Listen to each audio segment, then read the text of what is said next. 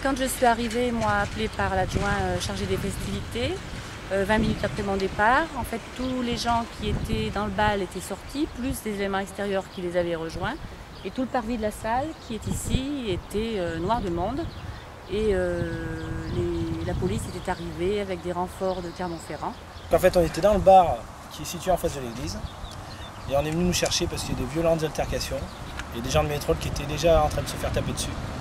Donc nous on est arrivé, la bagarre s'est propagée dans la deuxième impasse, pas la première, la deuxième. Au départ c'est parti de là sur la place là. Donc on est venu se séparer, mettre un petit peu de haut là, parce qu'il y avait des gens de Ménétrol, et cependant les gens ont commencé à s'en prendre à nous.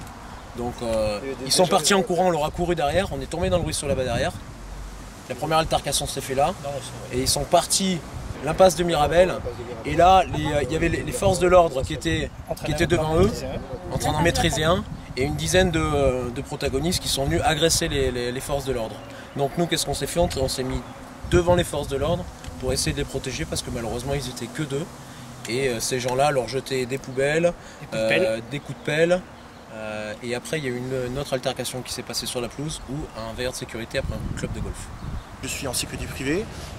Des bagarres, effectivement, j'en ai déjà connu, mais de cette ampleur, jamais. Et je trouvais que moi, personnellement, j'ai terminé aux urgences. Madame le maire est informée de la situation et maintenant, les enquêtes sont en cours et j'espère qu'elles aboutiront rapidement.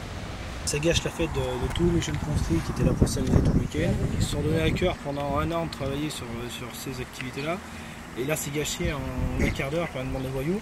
Ce qui nous fâche beaucoup plus, nous, au niveau de l'Office municipal des sports, c'est qu'il y a déjà sur les blogs et sur Internet des propos d'incitation à la haine qui ne sont pas du tout fondés. Et nous consulterons notre conseil d'administration et en fonction de quoi, nous porterons peut-être plainte pour incitation à la haine raciale et propos racistes.